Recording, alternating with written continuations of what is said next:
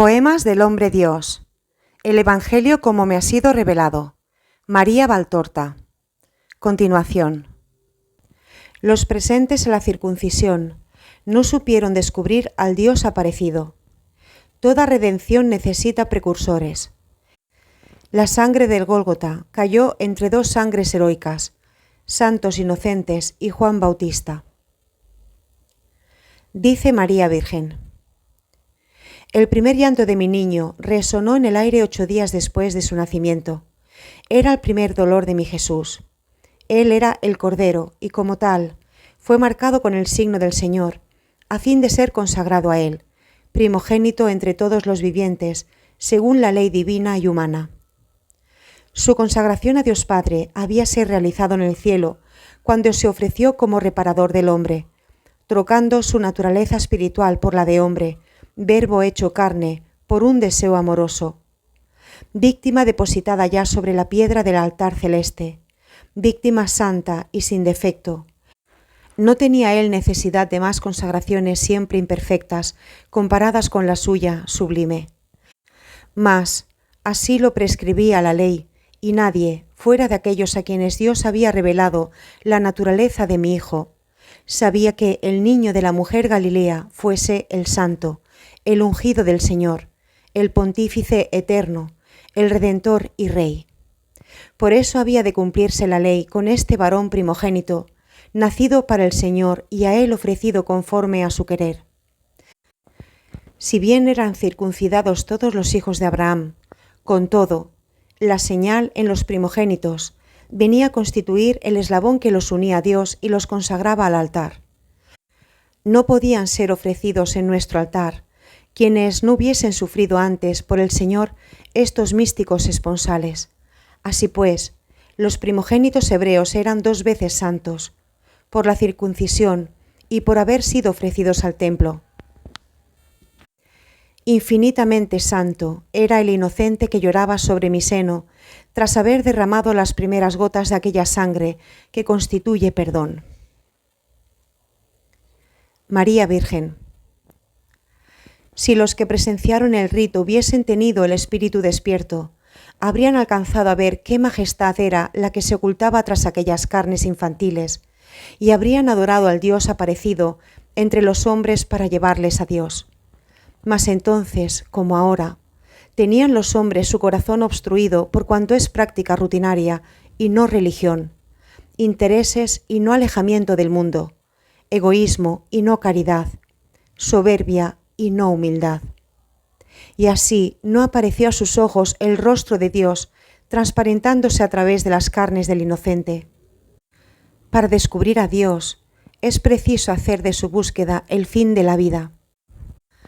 Entonces es cuando se descubre Él sin más misterio, es decir, con aquel tanto de misterio que Él, en su sabiduría, juzga conveniente reservaros para no desaparecer ante su fulgor, porque has de saber, María, que la visión de Dios, tal cual es, y como sólo en el cielo es posible ver, por cuanto los que en el cielo se encuentran son ya espíritus, a los que la santidad hizo aptos para contemplar a Dios, es de una potencia tal que sólo nuestra naturaleza hecha semejanza de Dios puede soportar.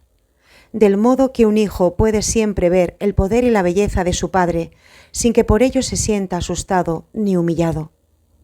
En el cielo, tras la vida humana, es cuando el hombre adquiere la verdadera semejanza con Dios, y es entonces cuando puede mirarle fijamente y acrecentar su fulgor con el fulgor divino y su beatitud con la contemplación del amor que os ama. María Virgen. La sangre de mi Hijo reclamó con su goteo el cortejo purpúreo de otras sangres inocentes. Los pies de Cristo habrían de hollar corporalmente el áspero suelo de Palestina, hecho aún más ingrato para su caminar por la mala voluntad humana, pues a las zarzas y a las piedras del camino añadía el odio, la insidia, la traición y el delito. El Rey de los judíos y Rey del mundo no tuvo bajo sus pies mullidas y preciosas alfombras, ni aun a la hora de su breve triunfo humano, tan humano que al ser fruto de la exaltación de las gentes hacia el que tomaban por rey de los judíos, por aquel que habría de devolver su esplendor al pueblo hebreo, cayó cual golpe de viento que ya no hincha la vela trocándose en tormenta. Ni aun entonces tuvo otra cosa que pobres vestidos y ramos de olivo como homenaje a los pobres, bajo su todavía más pobre cabalgadura. Mas cuanto no veían los hombres, lo veía el hombre Dios sobre la tierra y Dios en el cielo. Y cuando mi Cristo volvió al cielo, tras su martirio, para recibir el abrazo del Padre, sus pies traspasados volaron raudos sobre una preciosa alfombra de viva púrpura que quedara como estela santa desde la tierra hasta el cielo, cuando los primeros mártires de mi Hijo, los pequeños inocentes, cayeron cual manadas de espigas cortadas por el segador, y como prados cuajados de capullos en flor, segados con la recolección del heno, tiñendo con la púrpura de su sangre el camino del cielo. Toda redención necesita precursores que la preparen, no tanto con la palabra cuanto con el sacrificio. La redención, a la sazón iniciada, tuvo en su amanecer el sacrificio de la inocencia ahogada por la ferocidad, y en su mediodía, el sacrificio de la penitencia decapitada por la lujuria, para que la penitencia constituyese un reproche. La sangre del Gólgota cayó entre estas dos sangres heroicas, para enseñaros que el Redentor se coloca entre la inocencia y la penitencia, y que la sangre de Cristo llama a la vuestra, a la gloria del olor para santificarlo, y santificar a sí mismo al mundo mediante la unión con la sangre santísima de mi Hijo. Escrito el 28 de diciembre de 1943. María Virgen narra un episodio del Niño Dios en Egipto, que amaestra con flores sobre la caridad y la humildad. Dice María Virgen: Hija, el corazón, que no la ciencia, conduce por los floridos campos del amor. Cuando mi niño empezaba a caminar, muchas eran las flores que, con las primeras lluvias de otoño, brotaban en los prados de Belén. Él, el pequeñín amado, impulsaba hacia adelante su santo cuerpecito, poniendo de puntillas sus pequeños pies, para ir de esta o aquella corola esparcidas por la hierba del prado, y como un pajarillo, con sus medias palabras cuchicheaba con aquellas flores que su padre creara. Y estoy segura de ello, aquellas flores comprendían las misteriosas palabras del Dios infante, aniquilado por caridad de todos nosotros, en un balbuciente niño, Él, la palabra. Pero en la primavera siguiente y más, en otras llegadas después, a lo largo de los caminos a los que la crecida del Nilo alimentara, convirtiéndolos en tierras fértiles, él, a la sazón seguro, iba cual ave rubia, como alegre calandria, de flor en flor, cogiéndolas para mí, y reía con todos los dientecitos brillando por entre sus labios de rosa, al verter su botín en mi falda. Echaba hacia atrás la cabeza pidiendo besos con sus ojos de cielo, y preguntaba los nombres y las historias de las flores, queriendo saber para qué servían sus jugos. Y una vez, la última primavera en Egipto, la sabiduría divina habló a través de sus labios inocentes. Me había escuchado hablar. Después separó las flores conforme a su pensamiento. Parecía que estuviese jugando, mas laboraba su mente. José, que estaba serrando unos largos tableros a la sombra del verde y renovado follaje del pobre huerto, al observar que a las flores más bellas que tenía puestas aparte no las hacía caso, al tiempo que acariciaba y dirigía palabritas dulces a humildes cabecitas de camamila, muguetes silvestres, cloclearias, ranúnculos, flores de achicoria, estelarias y flores de trébol, le preguntó: ¿por qué, hijo mío, prefieres esas flores simples y comunes a las espléndidas rosas, a esas agripalmas y a esos jazmines, después de que te los ha regalado Raquel de Leví?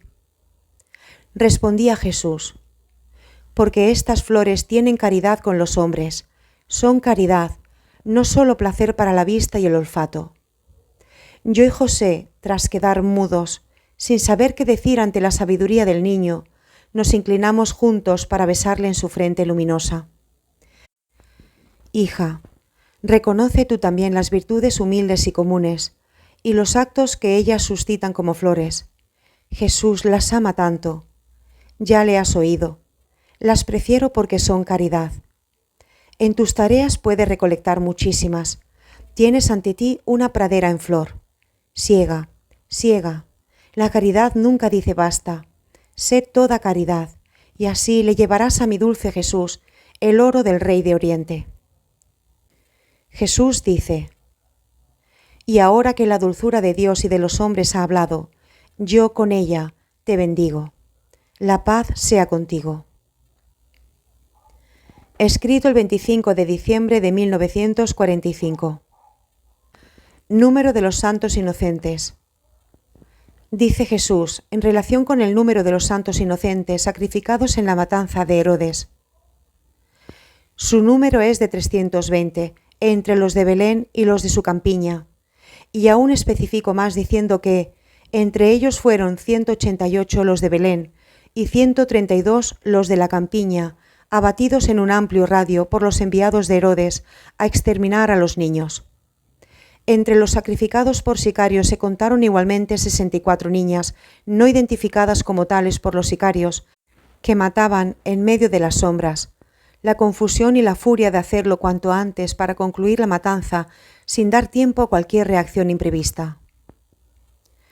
Escrito el 28 de diciembre de 1947. Apéndice. San José. Para comprender bien, en esta obra, la actitud interior y exterior de San José para con María, desde el momento en que cayó en la cuenta del estado de ella, hasta el momento en que el ángel le reveló el misterio sobrenatural, es menester tener presentes los capítulos A. 1:11:56, 1:12:60, 1:13:65, 1:13:70. B. 1:18:94. C. 1:25:122, 1:25:127, 1:26:129, 1:26:131. D. 1:31:161. E. 1:34:178. F. 1:37:202 y G. 1:43:236. Juntando alguno que otro elemento que aquí y allá resulta lo siguiente. 1. Jesús como Hijo de Dios hecho hombre, María Santísima como Inmaculada y Madre, Juan Bautista como santificado desde el seno materno, cooperando a las prerrogativas divinas que se les dieron, fueron siempre perfectos y estuvieron exentos de cualquier imperfección moral, aún la mínima. El único de quien se podría dudar, hablando con precisión, sería de Juan Bautista, pero no consta de que haya cometido imperfección alguna. José, por el contrario, pese a la sublime misión a la que había sido destinado y para la que había sido preparado, pese a la gran santidad y justicia iniciales, no habiendo recibido privilegios como los que se concedieron a María y al Bautista, por lo menos en una única y terrible circunstancia, esto es, en el momento de la prueba establecida por Dios, antes de que viviese con el Dios hombre y su madre, tal vez no se vio exento de alguna imperfección moral. 2. José conocía perfectamente la santidad de María y su propósito de conservarse virgen para siempre. Por esto, cuando cayó en la cuenta de que estaba encinta, no creyó que fuese una pecadora adúltera, ni la expuso que fuera apedreada según estaba prescrito. Levítico 10:20, Deuteronomio 22, del 22 al 24. Él, que creía en la virtud de María, hubiera dejado de ser justo. Mateo 1:19. Si la hubiese hecho lapidar. Si hubiera sido menos santo, hubiera obrado humanamente, denunciándome como adúltera para que fuese lapidada y pereciera conmigo el hijo de mi pecado. Si hubiera sido menos santo, Dios no le habría concedido sus luces como guías en semejante prueba. 1:25:127. 3. Pero José, antes de que el ángel se le apareciera en sueños, Mateo 1, del 20 al 23, ignora la causa por la cual está encinta y no puede explicarse el hecho. Es en este momento en que tal vez incurre en una triple imperfección. A. Por no haber preguntado cómo era su deber a su esposa, esto es, por no haberle pedido explicación de lo ocurrido. Génesis 3:9. B. Por un pensamiento de sospecha que pudo haberle pasado por la cabeza y causado dolor, tal vez sin persistir en él voluntariamente y sin transformar el simple pensamiento en juicio. No me causaba ningún temor el hecho de que me fuese a acusar, solamente me desagradaba que pudiese, insistiendo en su acusación, faltar a la caridad. 1.26.131. C. Por una decisión, Mateo 1 del 19 al 20, efecto e indicio del sobredicho pensamiento, decisión tomada sin haber preguntado, y que si no era físicamente grave como la lapidación, era penosa moralmente y humillante a lo más respecto de la Virgen, y en un punto coincidía con lo que se refiere al efecto, el de no haber intentado realizar el rito de las nupcias, y así, prácticamente, quebrantar el vínculo de los esponsalicios. 4. Es Dios quien, por medio de un ángel, dice a José en sueños que no despida a su esposa y lo exhorta a que la tome consigo, porque la maternidad que se verifica en ella debe atribuirse a Dios mismo. 5. La santidad de José, esto es, del justo que si comete alguna imperfección se levanta al punto, Proverbios 24:16, resplandece inmediatamente con una luz mucho más brillante. A. Porque al punto hizo caso al ángel. Mateo 1:24. B. Porque sin dejar pasar el tiempo, con toda humildad se acusó ante María, y no se excusó como nuestros primeros padres. Génesis 3 del 12 al 13. Sino, con toda claridad, dijo: Perdón, María, desconfié de ti, ahora lo sé. No soy digno de tener un tesoro tan grande. Falté a la caridad, te acusé en mi corazón, te acusé injustamente porque no te pregunté la verdad. Falté a la ley de Dios, porque no te amé como me habría yo amado a mí mismo. Si yo hubiera sido acusado de un delito semejante, me habría defendido. Tú, no te concedía defenderte, porque ya iba a tomar mis decisiones sin preguntarte primero. Falté al haber sospechado de ti. Aún una sola sospecha es ofensa, María. Quien sospecha no conoce. No te he conocido como debía. 1.26.129. C.